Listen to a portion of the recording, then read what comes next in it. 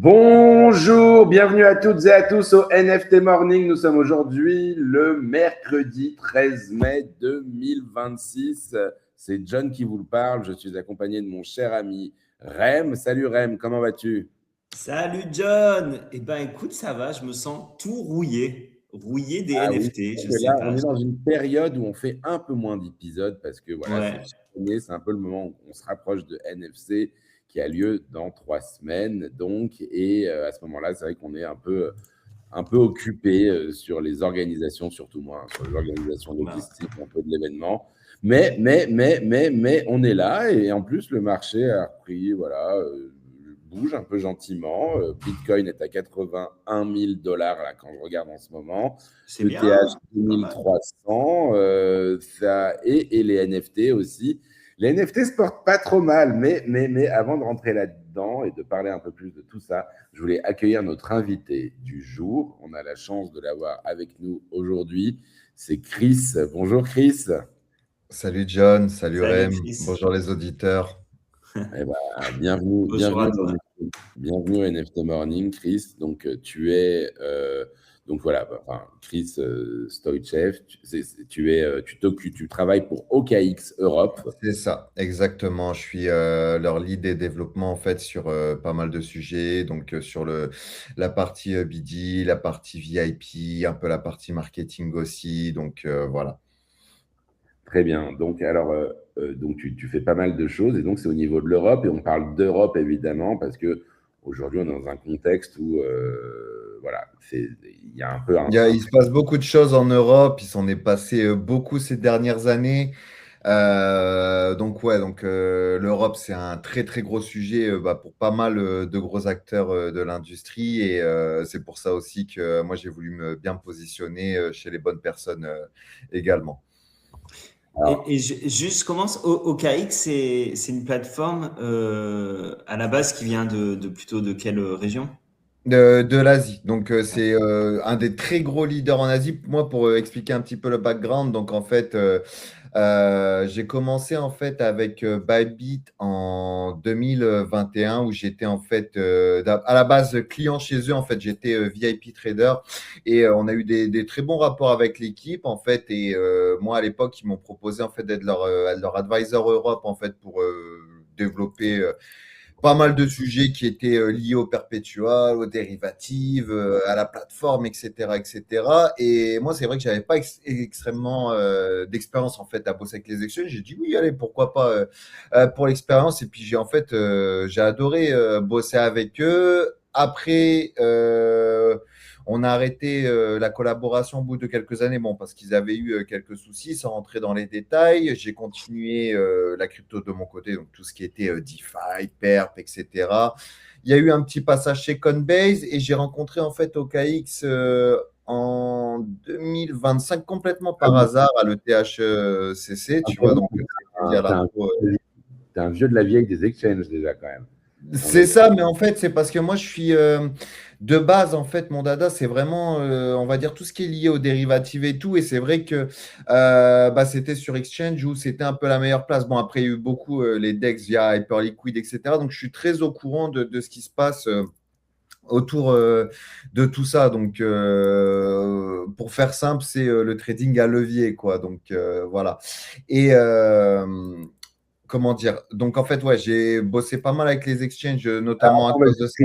Chris, parce que je suis sûr que mon ami Rem a aucune idée de ce que c'est le Non, trading. non, mais ça m'intéresse. Non, mais déjà, ce que je trouve ce que je trouve passionnant, c'est qu'en fait, tu t'arrives en tant que client. Quand tu dis VIP trader, ça veut dire que tu tradais toi-même et des Oui, c'est ça. volumes assez importants, C'est quoi. ça, je tradais pas mal de volume en fait sur Bybit et en fait la relation elle s'est fait un petit peu comme ça et ça s'est très très très bien placé très très bien passé en fait quoi. Mais C'est John, quoi? t'as raison. Je veux bien plus d'explications sur Bah, en Bybit. Ouais. fait, tout simplement, il faut savoir qu'en fait, le PERP REM, c'est, on va dire, je pense, la source numéro un de revenus sur pas mal de sujets en crypto, que ce soit sur les exchanges. Bah, de toute façon, on le voit aussi, si vous êtes un peu plus dans la DeFi, on va le voir sur la partie DEX avec Hyperliquid. Le perpétual, aujourd'hui, c'est leur source de revenus numéro un. Donc, c'est un très gros morceau du gâteau, on va dire, sur les revenus crypto overall. Après, bon, OKX a aussi sa partie DeFi avec tout ce qui est wallet, etc. Mais OKX, principalement, que ce soit sur la partie globale, ça reste un, un gros acteur en fait du dérivative pour la crypto, quoi. Pour vous donner un peu d'indicateur, si vous regardez sur CoinMarketCap, on parle aujourd'hui d'une vingtaine de milliards de dollars de volume par jour, quoi. Pas par mois, mais par jour. C'est énorme, c'est énorme. Et alors, attends, juste, alors, perpétuel, du coup, parce que voilà, je pense vraiment qu'on part considère qu'on part de zéro sur le perpétuel. Et moi, je vais commencer l'explication, Chris. Tu vas la terminer, mais REM, en fait, donc, tu connais les marchés financiers avec les effets de levier.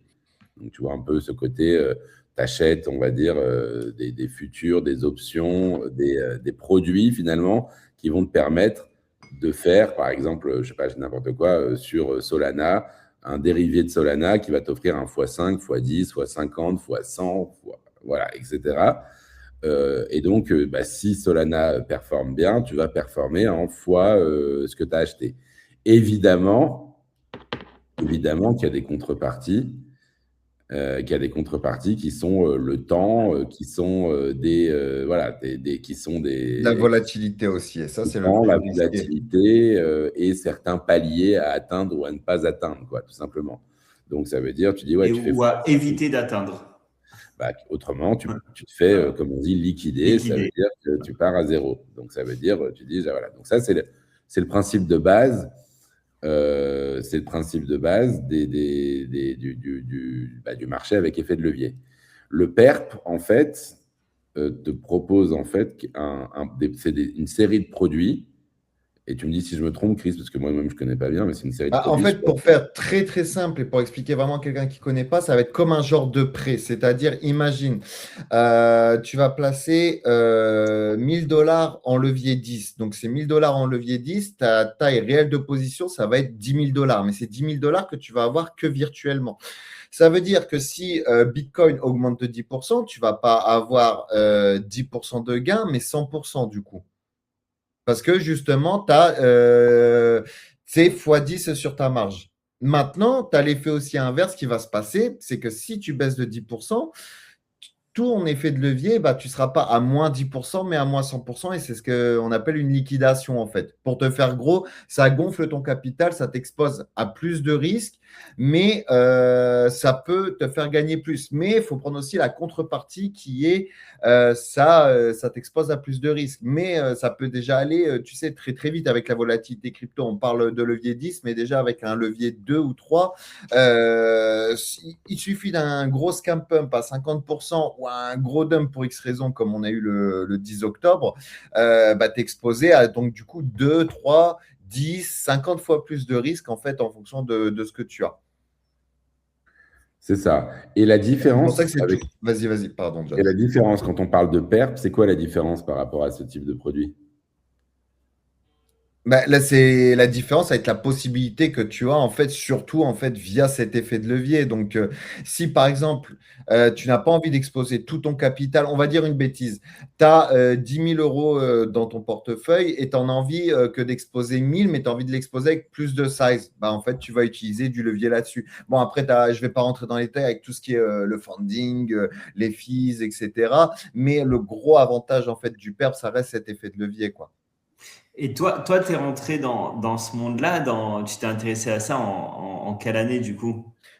C'était en 2020 et c'était pour une raison totalement bête, hein, Rem. Je suis pas sorti d'école de trading ou quoi que ce soit. C'est juste un pote qui lui faisait du trading dans un desk à Londres. Il m'a juste dit viens en crypto, il y a plein d'argent à se faire. C'est magique en ce moment. Tu sais, c'était vers la fin de 2020, en fait, quand tout commençait à péter et tout. Et d'ailleurs, c'est Royal Biceps. Grosse pensée à lui parce que c'est grâce à lui que j'ai commencé la crypto. Ce qui s'est passé, c'est que j'ai fait comme tout le monde, j'ai téléchargé Binance, j'ai déposé 1000 balles et je me suis fait liquider. Voilà, j'ai tout perdu. Mais tu t'es dit, il y a quand même un truc à creuser. En fait, il y a un truc, parce qu'en fait, j'ai déposé une fois 1000 balles, j'ai tout perdu, j'ai redéposé, j'ai tout perdu. Et j'ai dit, bon, je perds tout parce que je suis totalement con, il faut juste que je fasse l'inverse de ce que je dois faire, tu vois. Et parce que je prenais juste le problème à l'envers, à me dire, si je perds de l'argent, ça veut dire que, en fait, si je fais les choses bien, bah, par je ne sais quel miracle, je peux en gagner, en fait. Et c'est un peu parti de ça, donc pas de giga success story. J'ai commencé en pleurant comme tout le monde parce que j'ai perdu mes sous, quoi, tu vois. C'est la meilleure expérience. Ouais, voilà, non, non, mais c'est ça. Et tu sais, il y en a beaucoup qui, aujourd'hui même, on va dire sur la partie DeFi, parce que j'ai beaucoup tradé en DeFi, tu sais, bon, les mêmes coins, j'ai fait beaucoup de sniping on-chain aussi, etc. T'en as beaucoup qui perdent pas mal d'argent parce qu'ils ont une incompréhension et qui te considèrent en fait la crypto comme un des plus grands casinos du monde, tu vois. Et indirectement salé. C'est pour ça que c'est un peu magique parce qu'on peut partir de zéro et se lever avec la plus grande surprise. Maintenant, la question, c'est quand est-ce que tu t'arrêtes? À partir de quand tu arrêtes de grid, en fait? Et que quand tu vois des gains, tu sais, moi aussi, je me suis déjà levé où, en fait, j'avais posé 500, 1000 balles ou 2000 balles sur un coin. Je me lève la nuit, j'en vois 20, 30 000 et tu dis, oh, incroyable, bah si j'ai fait 20 à 30 000, ça veut dire que je peux faire 30 000 à 150 000.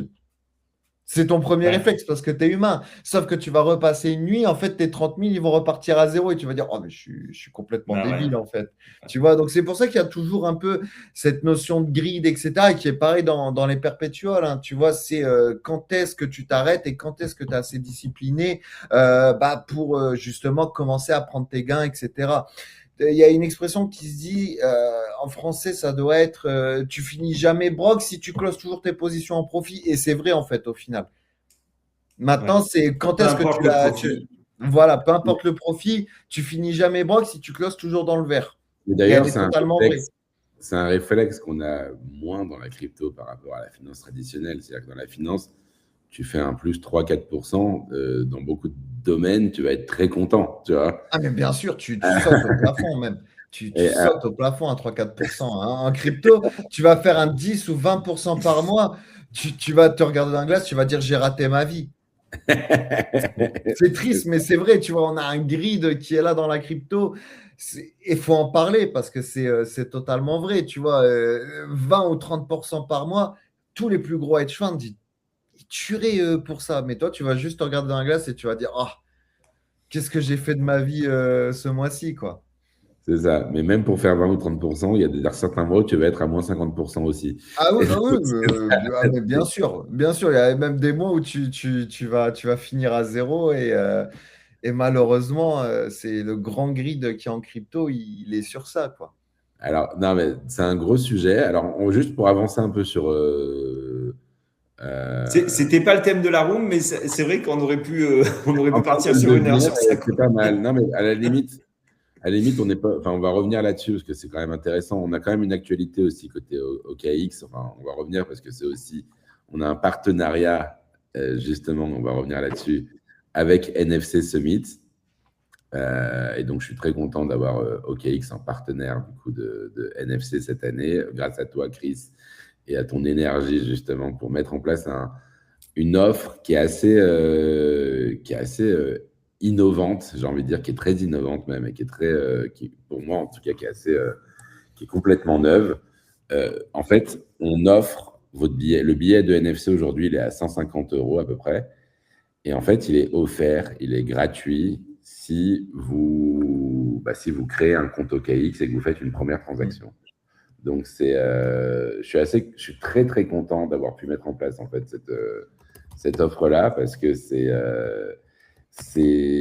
à la fois un moyen, en fait, et nous, on a toujours cherché des moyens d'offrir des billets gratuits parce qu'on a fait une conférence, on doit la financer. Et en fait, grâce à OKX, on arrive à la fois filer des billets gratuits. Et donc, les gens qui se plaignent en se disant, ouais, la conférence, c'est cher et les billets vont encore augmenter. Et on va essayer au maximum de continuer à faire des très grosses réductions sur les prix des billets, même quand les prix des billets vont augmenter là, sur les 3 prochaines semaines. Et à la fois, avoir des billets, en effet, qui nous permettent de financer l'événement. Et à la fois, OKX, finalement, nous aide en nous reversant justement une partie du manque à gagner si vous prenez le billet gratuit. Et je trouve que c'est quelque chose de très malin. Et en fait, c'est cool parce que ça vous permet en fait à la fois de supporter l'event. Ça veut dire que vous avez un billet gratuit, vous supportez l'event et vous pouvez venir voilà, sans dépenser d'argent. Donc, c'est vrai que c'est assez cool. Donc, merci Chris là-dessus. Bah, je vous en prie, les gars, tout le plaisir est pour moi. Et quoi, c'est un code? Il y a un code. En fait, regarde, pour vous montrer, regarde, je vous montre Ah, aussi. ok. Tu vois, regarde, sur NFC Summit, tu cliques sur Register Now, ça t'emmène sur la page d'inscription. Et là, tu vois directement le ticket. Free ticket. Le ticket. Et là, bam, free ticket. Et donc, voilà. Donc là, après, tu vois, tu vas avoir ton ticket. On a une petite page d'explication. En fait, la page d'explication, elle est assez simple. Tu cliques sur le lien, tu crées un compte sur OKX avec le lien qui est fourni ici, tu vois. Voilà. Et là, directement, tu vas suivre le processus d'inscription directement. Voilà. Donc, on va suivre le processus d'inscription. Et donc là, ça me voilà un truc. Et je commence le processus. C'est un processus, franchement, je l'ai fait par rapport, parce que justement, je me suis mis, j'ai testé, j'ai comparé par rapport à tous les exchanges, en tout cas, que j'ai testés. C'est le processus d'inscription évidemment pour un sexe, Mika, qui est, comment dire, qui est complètement legit par rapport à la législation européenne. C'est un processus qui prend 10 minutes max. C'est-à-dire tu télécharges l'appli, tu remplis tes infos, en effet, tu scannes ton visage, tu prends un scan de ta carte d'identité ou ton passeport. Le KYC, tout ça. Et 2 minutes après, tu es validé. Et après, tu peux directement acheter 10 € de Bitcoin ou de ce que tu veux directement en Apple Pay. Et franchement, c'est fluide et ça marche bien, quoi. C'est fluide et ça marche bien. Donc je suis très, très content. Alors, faut pas seulement déposer de l'argent. Il faut faire une transaction, c'est-à-dire… Une transaction, en fait, quand tu déposes, c'est pour acheter quelque chose, tu vois. Donc, tu mets 10 €, tu peux acheter du Bitcoin, de l'Ethereum, des meme coins, ce que tu veux. Et après, c'est toujours un bon moyen aussi, tu sais, de commencer, Rem, l'onboarding crypto, parce que tu sais, moi, je suis un gros fervent croyant que les exchanges, c'est toujours la porte d'entrée numéro 1, en fait, de l'aventure crypto. Et je prends mon exemple perso à moi, tu vois, parce que j'ai commencé comme ça. Un pote qui m'a dit, viens en crypto, il y a des trucs à faire, il y a plein d'argent de partout, alors que c'est un mythe, ça. Attention, il n'y en a pas autant qu'on veut le faire croire, mais oui, il y en a. Bah, en fait, ton premier réflexe, c'est de télécharger un exchange. Et aujourd'hui, c'est qu'il y a une grosse discussion aussi en Europe, tu sais, sur toute la législation autour des exchanges et tout. Tu sais, on a eu beaucoup de non-KYC, beaucoup de, comment ça s'appelle, beaucoup d'exchanges offshore, etc. Ils continueront à exister, mais c'est qu'aujourd'hui, il y a une vérité aussi, c'est qu'il y a eu beaucoup de problèmes avec les exchanges qui n'étaient pas si legit que ça. Tu sais, je vais rappeler le gros drama qu'on a eu avec FTX c'était 2022. Ouais, voilà, putain, ça passe vite, 2022. Donc aujourd'hui, OKX, ils mettent tout en place justement pour être aux normes et que les gens, quand ils sont sur place, ils soient sécurisés. Tu vois, donc tu peux regarder de toute façon de toi-même sur Twitter. Et moi, c'est ce qui a aussi beaucoup joué sur mon choix aussi d'aller là-bas. Et tu vois que ça a été ma prochaine destination en termes d'exchange, c'est que OKX n'a pas forcément de casserole sur que ce soit des comptes bloqués, que ce soit sur, tu sais, des leaks d'adresses, de données, data, etc. Tu vois, ils sont vraiment très carrés. Il faut savoir que OKX aujourd'hui, c'est une des seules sociétés crypto où 50 à 60% du staff sont pas dans le marketing, mais sont dans l'ingénierie. Tu vois, on a une très très grosse partie d'ingénieurs qui est beaucoup basée en Asie et qui joue énormément justement sur ce côté sécurité et tout, fiabilité, que sans dénigrer la concurrence, bien sûr, les autres n'ont pas forcément. Tu vois, donc avoir une team, on va dire, de geeks et de techos, ça peut être très rassurant dans ce milieu-là.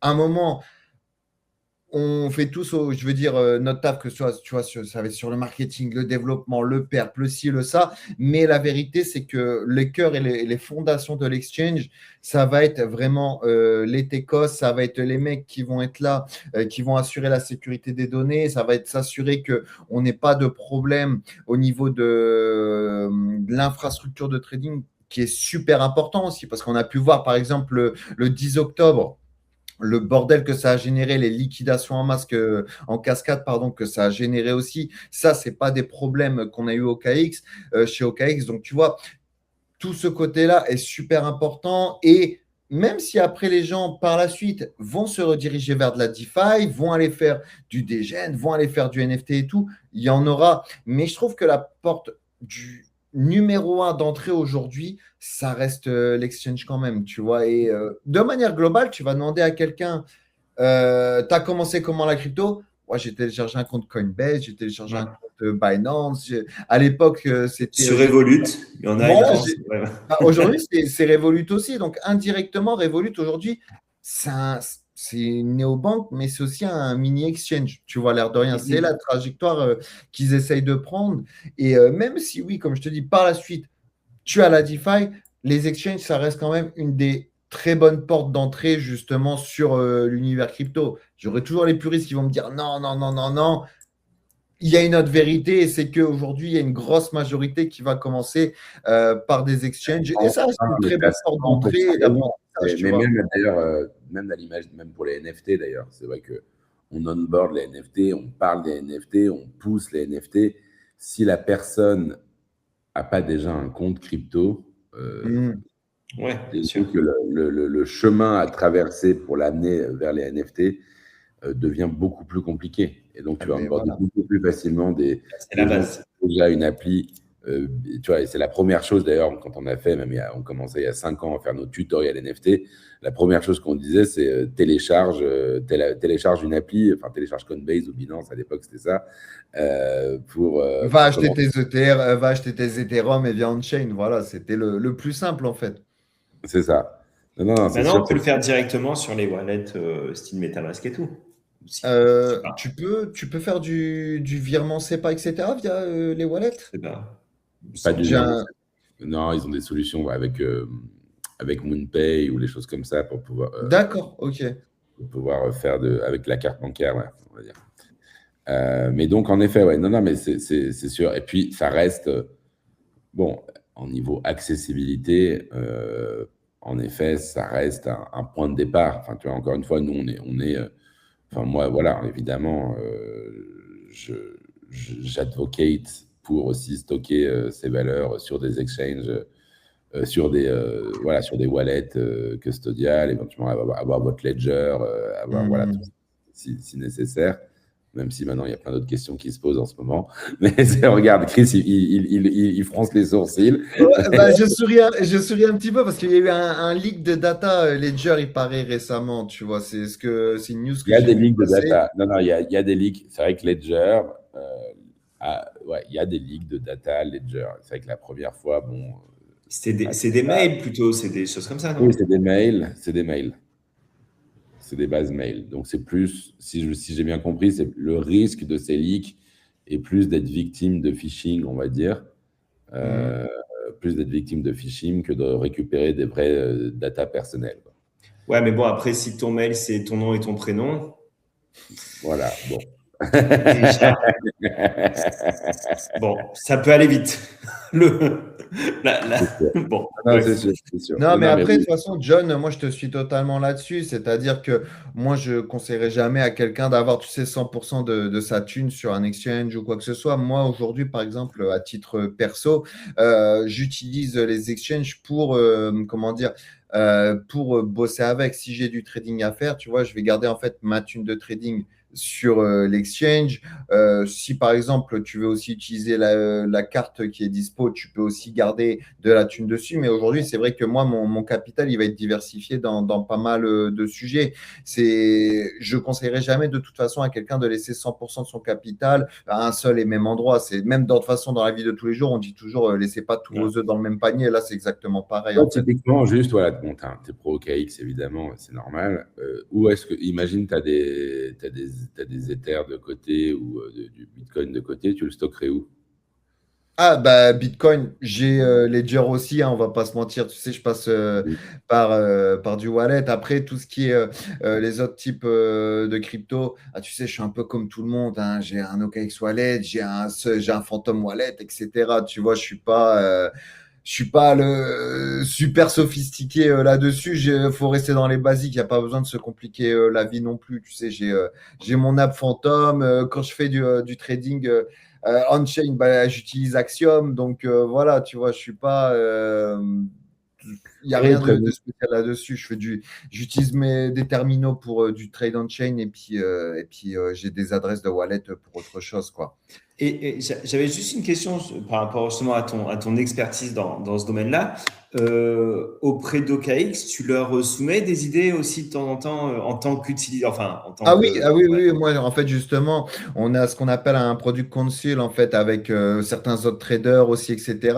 Et là, je vais plus du tout me positionner comme un employé, mais comme un Ouais. utilisateur. C'est-à-dire que là, on a eu un gros produit en fait pour l'Europe qui est sorti, qui est le XPERP en fait, bah, justement, qui est du dérivatif, donc régulé. Justement MiFID, ça a été un gros sujet surtout sur l'Europe parce qu'en fait les effets de levier ça a été très très limité. Et aujourd'hui au KX, on est un des seuls à pouvoir le faire aujourd'hui. Il y en a un autre, je ne vais pas forcément citer, mais il y en a un autre qui peut le faire aujourd'hui. Mais c'est très, très rare de pouvoir faire du levier, justement, aujourd'hui en Europe. Et je m'étais positionné en tant que bêta-testeur, en fait, parce que je tradais beaucoup le perp dessus. Et bon, j'ai fait pas mal de retours produits, etc. Le gros avantage à OKX, c'est qu'on partait avec une base déjà solide parce que l'application globale aujourd'hui, c'est une des applications les plus utilisées du monde par rapport au perpetual. Donc en fait, bon, on a un peu calqué ce qui marchait au global et on a fait les ajustements en fait pour l'Europe, quoi. J'imagine, c'est surtout, enfin, je sais pas combien le pourcentage, mais les utilisateurs sont principalement en Asie. Je pense qu'aujourd'hui, si je dis pas de conneries, il y a peut-être 80% des utilisateurs ouais, qui sont asiatiques. Et c'est pour ça aussi que moi, j'ai voulu venir chez OKX Europe parce que c'était un terrain vierge. Et moi, c'est ça qui m'intéresse. C'est quand j'arrive dans une société qui a un peu tout à faire. En fait, en gros. Donc, et en fait, OKX aujourd'hui en Europe, en Asie, pardon, c'est du niveau Binance. C'est vraiment presque une marque de tous les jours pour voir un petit peu les gens qui ont la culture de la crypto là-bas. C'est impressionnant. Ouais. Ils ont fait un très, très gros travail en Asie. Et bah là, ça va être tout le sujet en Europe bah, pour les prochaines années. Ouais. Et tu sais combien il y a d'utilisateurs Alors, de... Ouais. sur l'Europe, tu parles? Non, ben, je sais pas si tu as sur l'Europe ou sur Alors, sur en tout. l'Europe, oui, mais j'ai pas le droit Ah, de d'accord, ok. donner les datas. Et Ok. sur le monde, exactement, j'ai pas spécialement le chiffre en tête, mais on parle d'un nombre qui est pas très loin de Binance, c'est en Ah millions et ouais. millions et millions d'utilisateurs. Ah oui, oui, oui. Bah, en fait, moi, je te dis, Non, mais juste d'ailleurs, pour les ordres de grandeur, c'est quoi? C'est dizaines de millions? C'est ah, quoi à c'est peu près? en. Oui, oui, oui, on Plusieurs est dizaines de sur millions, ça, ouais. quoi. Plusieurs dizaines de C'est millions. ça, ouais. Bah, en fait, Donc, ouais. faut savoir que la data numéro un que tu vas regarder sur un exchange, ça va être vraiment le volume quotidien. Et ça, c'est des datas qui sont accessibles sur CoinMarketCap, etc. Et bah, comme je te dis, la moyenne de Binance, elle est à 40 milliards de dollars de volume par jour, je crois, si je ne dis pas de bêtises. Juste en dessous, tu as OKX qui oscille entre 20 et 25 milliards. Et juste en dessous, tu as Bybit qui est à peu près sur les 20 milliards aussi. Donc le top 3, la sainte trinité des exchanges, c'est ces trois-là sur le volume. Et aujourd'hui, on sait qu'ils ont une volume qui est majoritairement asiatique pour les trois, pour être franc, pour les C'est trois. énorme. Pour Ah rappel, oui, oui, les volumes le sont volume délirants. annuel de toute l'industrie des NFT, c'est 2 milliards. Hmm. Donc, Après, il y a eu une grosse baisse sur les NFT et bon, moi je vais te dire honnêtement, je suis un fervent croyant des NFT et la technologie qu'il y a derrière le système NFT, pour moi c'est une des meilleures technologies du monde. Elle a été mal détournée, elle a été détournée dans le trop spéculatif. Pour moi, je te le dis franchement, John, c'est comme ça que je le pense. Maintenant, ce qu'il y a derrière le NFT même, pour moi, c'est révolutionnaire, non, ça l'était en 2021, mais c'est une technologie qui est super pour moi. Et moi, je suis un fervent croyant, et ça, on en avait parlé quand c'était vu en physique, que les NFT et la technologie, c'est quelque chose qui devrait même être gouvernemental pour moi, pour justement empêcher, tu sais, les faux papiers, les ci, les ça. Et je te dis par exemple, mais ton passeport, On parle beaucoup de renouvellement. Il y a un gros débat sur les faux papiers. Ça, c'est mondial, c'est pas européen, c'est mondial. Et ton passeport ou même certains documents, que ce soit les impôts, les ci, les ça, tu vois, devraient être soumis à, je ne vais pas dire une réglementation NFT, mais tu sais, un collage NFT pour te dire ce passeport-là, il est vrai parce qu'on te l'a délivré en telle année, voici la trace blockchain, etc. etc. C'est pour ça que je te parle de. C'est en train d'arriver. C'est en train d'arriver. Et d'ailleurs, c'est marrant parce que je parlais dans le podcast de Mathieu Stéphanie hier. Là, je pense qu'il va être publié peut-être dans un mois ou deux. Ah, c'est top. Et donc, évidemment, voilà, sa question, c'était les NFT sont-ils morts et en fait, oui, la technologie, elle est là. D'ailleurs, tu vois, l'exemple que je donnais, hein, la FIFA. D'ailleurs, il faut que je vous fasse, Rem, il faut que je fasse un épisode spécial sur la présentation que j'avais fait à CryptoXR, où justement, j'expliquais tout. Ok, carrément. En fait, c'est déjà le présent. Ça veut dire que la FIFA, la Coupe du Monde, la billetterie passe par du NFT. Enfin, tu vois, c'est déjà. C'est effectif. Bah là, c'est live. Ouais, tu peux acheter des RTB. Tu peux acheter des rights to buy. Tu vois, mais les gens, mais bon, c'est une technologie. Les gens ne le savent pas. Tu n'as pas besoin. Mais tu as des rights to buy. Tu peux acheter une option pour France demi-finale Coupe du Monde. Et en fait, c'est une option qui a un NFT qui te permet ensuite de te garantir d'avoir un billet si la France est en demi-finale, par exemple, ou en finale, etc. Et donc, tu as un marché secondaire organisé par la FIFA pour éviter, enfin, au lieu d'avoir une spéculation externe là-dessus, tu as une spéculation interne contrôlée par la FIFA, justement. Et qui se base. Tu as plein de cas d'usage. Mais Chris, quand tu vas venir à Lisbonne, parce que tu vas venir. Oui, je serai là. Tu vas voir aussi un petit peu, même le côté, c'est vrai qu'il y a le côté qui m'importe beaucoup, qui est le côté artistique, qui, pour le coup, prend beaucoup, beaucoup d'importance. Même on voit aujourd'hui, même là, d'ailleurs, on a un peu une reprise de couleur de NFT, là, dont on parle depuis un mois avec Rem, qui est, voilà, qui montre… Depuis un mois qu'on parle depuis 5 ans, non? Non, mais après, John, je suis complètement d'accord avec toi qu'il y a certains trucs qui prennent. Mais je veux dire, quand j'ai dit que ça a été over-spéculé, c'est-à-dire que ça a été juste… c'est les cycles crypto. Tu vois ce qui s'est passé l'année dernière avec les mêmes coins. La liquidité va là où, là où il y a la spéculation. Et les NFT, c'est juste que ça s'est un peu essoufflé, mais moi, je suis un fervent croyant comme je te dis, que ce soit sur la tech NFT ou même sur l'art NFT. Je suis un très, très gros croyant de ça, tu vois. Et honnêtement, si demain, ça devait revenir, je serais un peu plus d'avis à que ça revienne sur des pièces uniques plutôt que sur des collections PFP. Ça serait mon envie perso. Mais je sais très bien que ça reviendra s'il y a du PFT et qu'il y a de l'argent à se faire du côté retail là-dessus et que les gens ils peuvent flip leur NFT. C'est aussi simple que ça. D'ailleurs, la méta aujourd'hui, elle est sur les predictive markets.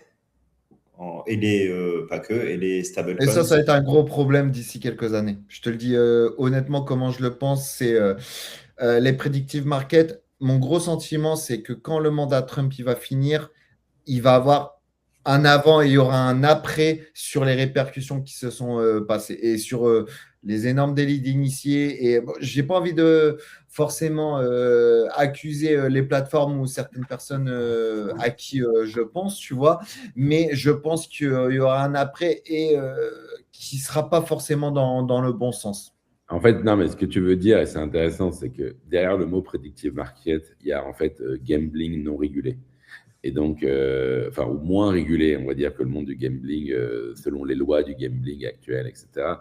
Et donc, quand tu vois, en effet, tu vois, ça va des exemples tout cons du gars qui a réussi à gagner de l'argent en truquant le sensor de Météo France à Orly, jusque, en effet, finalement, oui, tu te rends compte que tu as plein de paris qui sont provoqués ou qui sont… Oui, bien sûr. Voilà, finalement… où le parieur est aussi insider, actif ou passif dans le cadre du trade. Donc oui, il y a des choses qui vont se passer là-dessus. Ouais. Mais après, c'est comme les NFT, c'est méta, c'est ce qui marche en ce moment. Et je te dis une bêtise, dans 1 an, dans 2 ans, ce sera encore autre chose. C'est très cyclique de toute façon, la crypto, ouais, bien sûr. Mais en fait, j'avais une petite question derrière, mais tu as répondu un petit peu, quoi. C'est quand, justement, quand on a une plateforme comme OKX, qu'on sait qu'il y a des méta qui vont et viennent, est-ce qu'on n'a pas aussi envie de saisir ces opportunités et peut-être développer une partie, justement, sur du predictive market ou sur… Ah, c'est-à-dire que OKX se met aussi sur ce marché-là. Ah bah, Ouais, voilà. après, ça va dépendre encore une fois du côté régulation. Je suis pas les équipes produits, je sais pas ce qu'ils ont en tête. Pour moi, se lancer sur toutes les hypes, c'est pas forcément le bon truc. Tu sais, on l'a bien vu avec Ah certains non. exchanges qui avaient développé des plateformes NFT en pensant à un exchange avec un petit logo bleu. Ça a été une de leurs pires idées possibles. Parce qu'en fait, ils ont juste suivi une hype et on ne sait pas où ça a été. Tu vois ce que je veux dire? Là, aujourd'hui, il y a un gros sujet en parlant de hype, c'est les stock markets et le trading des pré-IPO. Ça, c'est un marché qui est voué à durer parce que c'est un marché qui a déjà fait ses preuves. Aujourd'hui, ça fait pas 5 ans qu'on trade le gold, ça fait pas 5 ans qu'on trade le silver, etc. C'est des marchés qui vont durer. Et ça, c'est sur ça, OKX, qu'ils sont en train de prendre un gros virage et ça a été déjà, en fait, appliqué sur l'application globale. Sur l'application Europe, on est en train d'essayer de voir parce que c'est encore des régulations différentes, mais c'est quelque chose qu'on aimerait bien mettre en place. Mais ça, typiquement, tu vois, c'est pas des marchés de hype, mais c'est des marchés qui ont déjà fait leurs preuves et qui sont intéressants parce que le marché des stocks, c'est un marché qui pèse en dizaines de milliards journaliers. C'est un marché qui est complètement délirant. Ça, c'est des marchés sur quoi on veut se positionner. Le marché des prediction market, j'ai même pas l'info.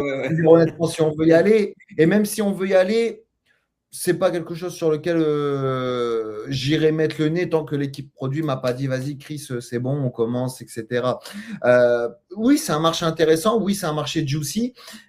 Maintenant, j'ai pas envie de me positionner et dire c'est un marché qui va durer 5, 10, 15 ans. Tu vois.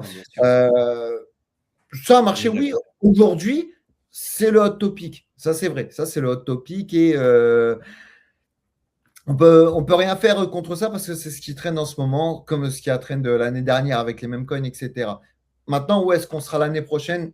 J'en ai aucune idée. Et le truc que je peux dire, par contre, c'est que l'année prochaine, il y aura toujours du perpétuel, il y aura toujours le trading classique et ce marché des stocks qui sera toujours là. Maintenant, ce qui se passera à côté, je n'ai pas la science infuse, malheureusement, sinon je serais déjà proprio du Nil, tu vois. Je crois qu'on a perdu John. Ah non. Pardon, était en… non, mais on est complètement d'accord. Enfin, voilà. Et puis évidemment, il faut se méfier. Enfin, on voit tout le monde s'excite sur plein de choses. Enfin, même pour moi, même le stablecoin, c'est un narratif. Mais ça a été un narratif pendant plusieurs mois, bien sûr. Ça a été un gros narratif. Donc, c'est un narratif, ça permet, voilà. Et donc, il y a forcément, voilà, toujours des histoires qu'on aime raconter pour hyper spéculer. Ça ne veut pas dire que les fondamentaux, d'ailleurs, sont mauvais. Ça veut pas dire que ça n'existe pas. Ça ne veut pas dire que c'est faux. Ça veut dire que la proportion dans laquelle on s'excite dessus avant que ça devienne une vraie. En fait, on a toujours un peu ce cycle de hype avant que, voilà, que le monde passe à autre chose et que potentiellement, ça se reconstruise doucement avec une vraie industrie ou pas à suivre. Donc, en tout cas, bon, on voulait parler du marché un peu des NFT, mais on fera d'autres épisodes là-dessus. Mais d'ailleurs, ouais, mais justement, OKX on peut trader des NFT. Sur le wallet, tu peux. Sur l'appli Wallet, ouais, tu peux. Pas directement sur OKX, mais OKX a aussi leur particularité justement sur la DeFi. Et oui, sur le Wallet, tu peux. Ok. Le truc que j'aimerais bien mettre en place avec OKX, mais bon, ça, c'est des trucs qui vont prendre du temps, etc. Et ça serait vraiment, en fait, aussi ce sujet de terminal, parce qu'on a vu vraiment que ça, c'était très, très important, en fait, pour le trading on-chain. Et moi, j'ai commencé à trader sur des bots Telegram, puis sur des bots faits à la mano il y a quelques années de ça. Maintenant, on voit qu'aujourd'hui, les terminaux, c'est ce qu'il y a de mieux pour trader on-chain, justement, sur les mêmes coins et sur tout ce qui sort. Ouais. Ouais, très bien, très bien, très bien. Et Et du coup, eh bien, écoutez, moi, je pense que c'est déjà en fait, c'est déjà un bon programme qu'on a abordé. Et juste pour revenir sur OKX et OKX en ce moment, parce que on l'a dit, 2026, c'est un moment un peu clé pour les exchanges. Hein. On voit que la régulation MiCA, enfin, on n'a pas redonné tout le contexte en partant du principe que les gens savaient, mais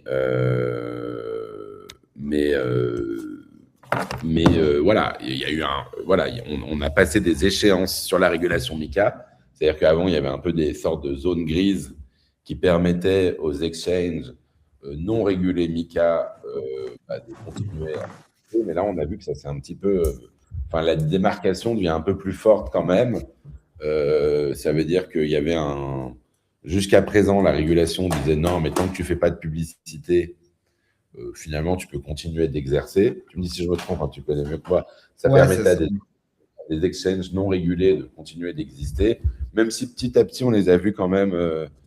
Voilà, ils ont quand même voilà, ils commencent à réaliser que, enfin, ils ont tous des services juridiques et donc ils se rendent compte qu'il y a quand même des risques pour eux.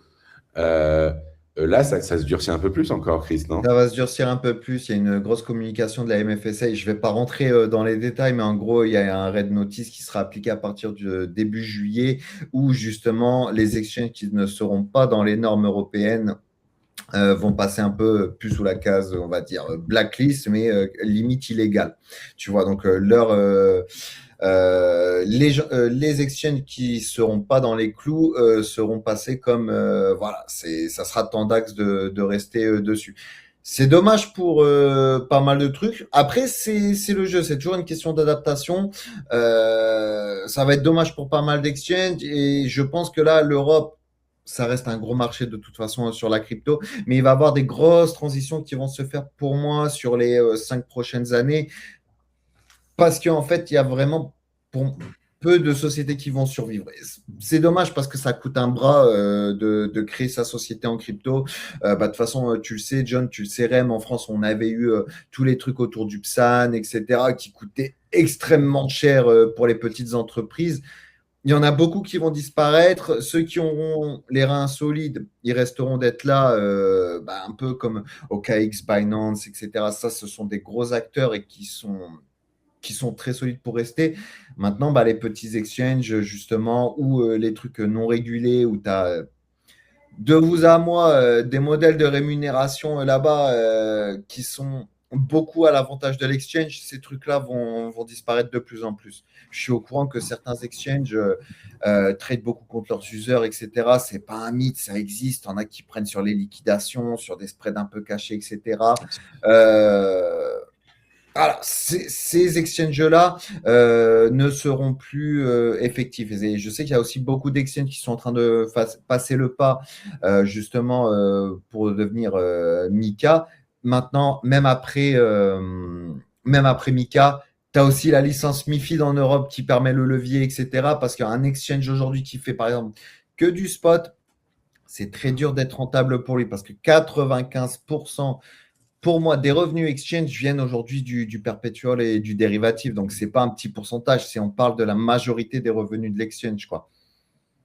D'accord, ouais. Donc, en effet, bon, ça s'annonce pas mal. En effet, il y en a quelques-uns. Enfin, je n'ai pas le nom, mais sur niveau MiCA en France. Quoi, tu as Kraken, tu as Coinbase aussi.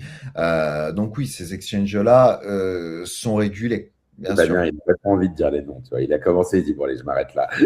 Non, mais surtout que quand t'en dis un, t'es obligé d'en dire. Non, mais c'est que la vérité aujourd'hui, John, c'est que tu vois, sur les exchanges MiFID, il y en a, si je ne me trompe pas, 2 ou 3 en Europe. Tu as Kraken, OKX et Coinbase pour le levier. Donc, on est sur le nombre d'exchanges qu'il y a. 3 exchanges, c'est très peu. Et la licence MiFID, de ce que j'ai compris, c'est très compliqué à avoir. Je ne vais pas m'aventurer dessus parce que c'est du domaine légal et je ne maîtrise pas trop. Je sais juste. Non, mais on sait que l'Europe n'aime pas du tout. En fait, l'Europe est très. Et c'est vrai, enfin, c'est toujours au nom de la protection du consommateur, évidemment. Ah oui, c'est ça. La population européenne va justement mettre beaucoup de barrières parce qu'en effet, d'ailleurs, c'est toujours les phrases qu'on a dans les publicités sur les genres de produits dérivés. Vous pouvez perdre plus d'argent que vous avez engagé, en quelque sorte. C'est ce côté. c'est ce côté, voilà, les gens ne réalisent pas, en effet, cette notion de liquidation qui est assez radicale, qui fait mal. Hein. Ça veut dire que tu mets de l'argent, oui, non, mais 100%. perdre à zéro. Tu peux partir à zéro. Et c'est pour ça que la régulation, à la fois, met des éléments de sensibilisation, d'information, de communication, et va éviter aussi le côté grand casino. Ça veut dire j'imagine des leviers à x1000 ou enfin des choses comme on a, ou des x100. C'est-à-dire que tu vois, aujourd'hui, le maximum de levier qu'il y a sur OKX, ça reste mon avis perso. C'est dommage. C'est dommage. C'est trop peu. C'est trop peu. On a un levier 10 maximum. Il y a encore quelques années de ça, quand il n'y avait pas toutes ces histoires, etc. Tu sais, c'était pas dur de trouver une plateforme, même très safe, avec du levier 100, 75, etc. Et ça, c'est pour ça. C'est mon avis perso. Je ne suis pas censé le dire, mais après. Ça, c'est le côté utilisateur. C'est, comme tu dis, voilà, John, c'est aussi la protection du client, etc. Mais est-ce que tu trouves ça salutaire que justement que la régulation soit de plus en plus ferme et que finalement, c'est… D'un point de vue utilisateur, oui.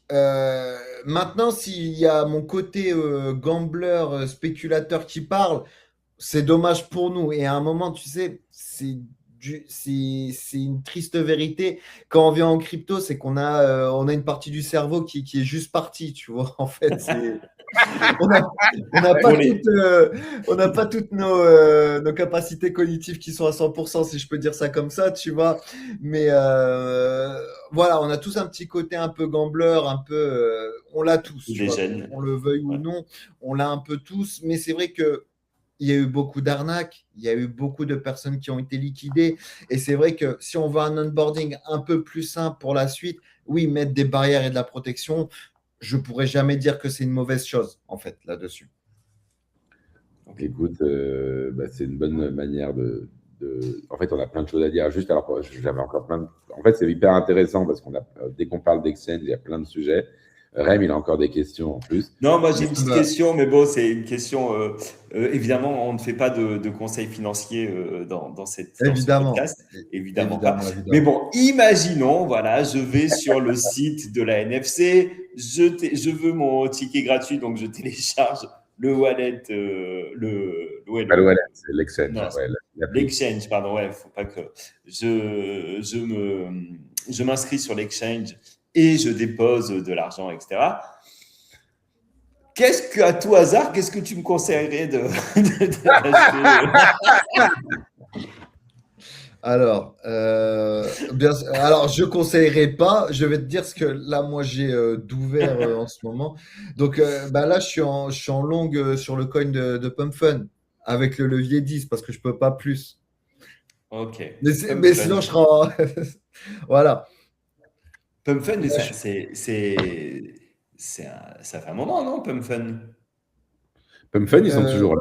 Je n'ai pas trop suivi. Ouais, mais ils ont sorti un token même. Moi, je suis long sur leur token, là, justement. Voilà, c'est ça. Je suis long sur leur token. Voilà. Ok. Ils ont sorti leur token récemment? Non, ça fait un petit moment et ils ont levé beaucoup d'argent, PumpFun, ouais. D'accord. On a le côté des gels. Voilà. Ouais. Le pump apparaît beaucoup. Enfin, moi, je résume un peu ce que je vois dans ma timeline, mais le hype et le pump sont toujours là, quoi. Enfin, c'est quand même... Oui, hype, c'est un très très bon produit, tu vois. Et ça peut être un sujet complet d'une de vos émissions. Ça va être c'est quoi la suite de Hyperliquid? Parce que tu sais, je suis très proche de leur communauté parce qu'il y a beaucoup de traders aussi et il y a beaucoup de questions qui se posent. Parce que oui, un DEX, tu vois, on va parler côté régulation et tout. Un DEX, par principe, tu ne peux pas le réguler. C'est anonyme, c'est etc., etc. Maintenant, tu as un founder public, tu as un gouvernement mondial, pas forcément européen, mais mondial. Si on veut te taper dessus, tu ne peux pas fuir le gouvernement. Et qu'est-ce qu'on fait pour les DEX dans ce cas-là? Il y a un trop gros manque à gagner. Moi, c'est mon avis perso. C'est un très bon produit, mais il y a un trop gros manque à gagner du côté de l'État. Et il y a beaucoup de questions qui se posent avec Hyperliquid. C'est pas le si ça va être régulé, c'est quand ça va être régulé. On voit l'impression que les gouvernements commencent à s'intéresser à ce qui se passe de l'autre côté des exchanges, quoi. Enfin, tu vois, C'est déjà là, ça. bon, là, on est passé, on va dire, on l'a échappé belle ou pas, mais au niveau France, justement, sur la déclaration des wallets custodial, qui a finalement été, il y a eu un pas en Mmh. arrière sur ce sujet-là. Mais on voit qu'en effet, déjà, il y a une connaissance des cryptos qui devient plus importante côté régulation.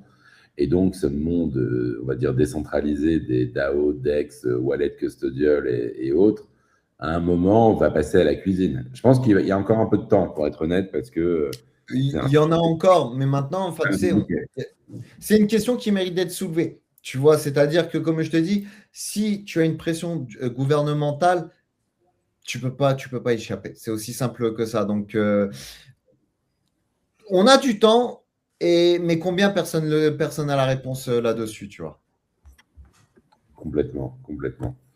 Écoute, j'ai plein de dernières choses, pardon, mais OKX, pour les utilisateurs français, il y a des choses particulièrement intéressantes en ce moment ou pas? Pas spécialement pour les Français, c'est même au niveau européen, c'est-à-dire que par exemple, si vous faites un déposit, ça commence à partir de, si je me trompe pas, 200 euros, vous avez 30 euros de BTC et pas de trading bonus qui sont offerts.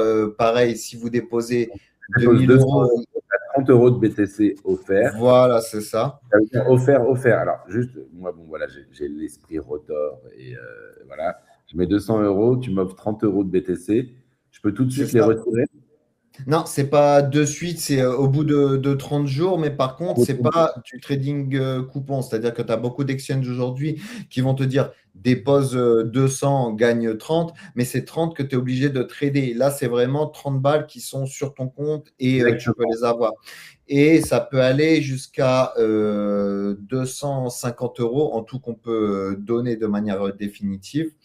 Plus, il y a un deposit match campaign aujourd'hui qui te permet d'avoir jusqu'à 5% de ce que tu déposes directement en BTC. Donc, en fait, Alors, je vais grossir les chiffres. Ouais, vas-y.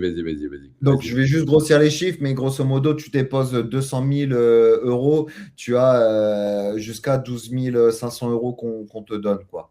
Cadeau. Voilà, c'est ça. Cadeau. Ouais, c'est cadeau, cadeau. Ouais. Vraiment, j'ai envie de détourner le système. Je pose 200 000 euros, je prends 12 000 500, ouais. cadeaux et au bout de 30 jours, je remets tout sur mon compte, par exemple. Alors, non, pour les 12 500, c'est un peu compliqué.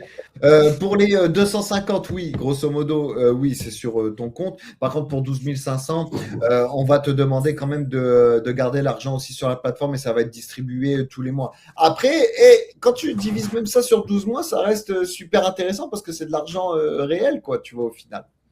Oui, non, d'accord. Non, et donc, ça veut dire que moi, par exemple, donc je fais mon petit résumé. Je veux prendre mon billet pour la NFC gratuit, je crée mon compte OKX, et là, je peux poser, par exemple, je peux bénéficier en plus, alors je peux poser le minimum juste pour avoir mon billet NFC, on va dire, mais C'est ça. évidemment, j'ai l'appli que je peux jouer, donc je peux aussi poser 200 euros et avoir 30 euros de Bitcoin offert directement, c'est ça? C'est Donc ça, non seulement exactement. c'est gratuit, mais en plus, j'ai 30 euros de Bitcoin offert. C'est ça. Donc, je gagne l'équivalent de 200 euros en incluant le billet NFC sur l'opération. Donc, il y a de Voilà, l'argent. c'est ça.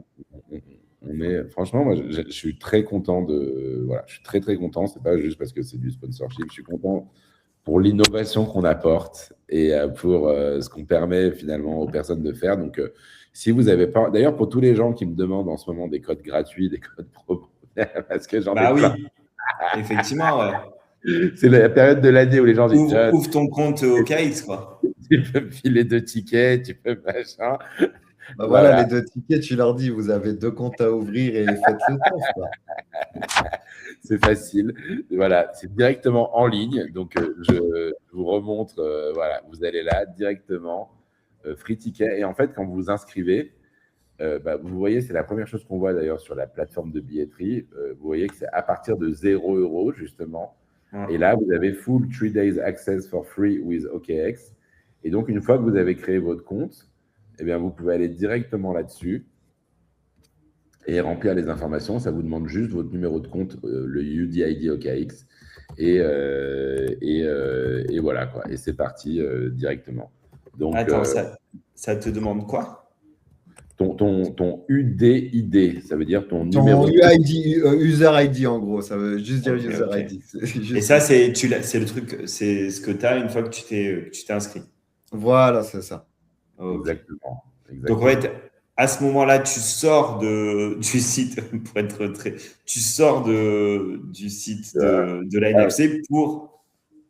Voilà, Ah non, ça me ok. demande pas le UDID et donc les informations avec. Mais en effet, c'est expliqué d'ailleurs, on a une petite page explicative. Là, Et tu devrais mettre un lien. Tu devrais mettre un lien vers. c'est ça. Et donc là, tu vois, c'est expliqué justement, claim your free ticket et les informations là-dessus. Ouais.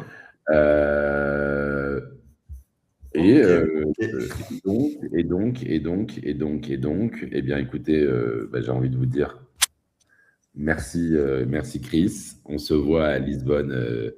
Ça a été un plaisir, les gars, de parler de tout et de rien avec vous. Toujours un plaisir. Donc, merci pour l'invitation, en tout cas. Et oui, on se voit à Lisbonne, les gars. Merci. Et puis, je pense qu'on fera peut-être un dernier épisode avant Lisbonne, mon cher M, parce que… Moi, j'en ai un déjà la semaine prochaine. T'en as un la semaine prochaine? T'as qui la semaine prochaine? La semaine prochaine, on va parler, ça va être assez profond, presque philosophique. On va parler d'intelligence artificielle et d'intelligence humaine. Est-ce que ça s'oppose? Est-ce que ça se complète? Est-ce que… Bien. Voilà. Ça, c'est un sujet super intéressant, ça. Et avec qui tu as parlé de ça? Je vais parler de ça avec Vanessa, qui est la créatrice de Seeds. Ok, d'accord, très bien. Et moi, je pense qu'on va recevoir Fanny aussi, la couvée de 100 Collector, pour parler carrément du programme art de NFC. Bah ouais, c'est obligé.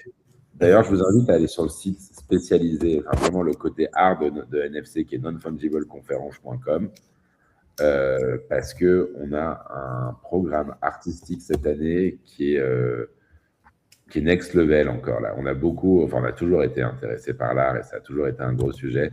Mais si vous allez sur le site, vous voyez déjà un peu le line-up des artistes qui sont présents. Il y a toutes les expositions qui sont expliquées. Il y a tous les gens qui supportent. D'ailleurs, on a des gens qui font des dons. Et donc, tous les gens qui nous font des dons aussi, c'est ce qu'on appelle les patrons qui apparaissent sur le site. Et on a une page sur les exposants qui sont présents cette année à NFC. Donc, on a repris les codes un peu des art fairs, tu vois, là, pour le coup, pour vraiment expliquer, détailler l'intégralité des galeries qui sont présentes et des artistes qui sont présents, et toute une explication sur la curation, sur le programme. Donc, c'est vraiment très, très, très, très cool. Et donc, on va en reparler tous ensemble. Top. Merci beaucoup, Chris. Il n'y a pas de quoi, John. On se voit à Lisbonne. On se voit à Lisbonne, messieurs. Eh bien, écoutez, passez une bonne journée. Et good morning. Happy. Good morning. Really happy. Good morning. To be with you. Happy.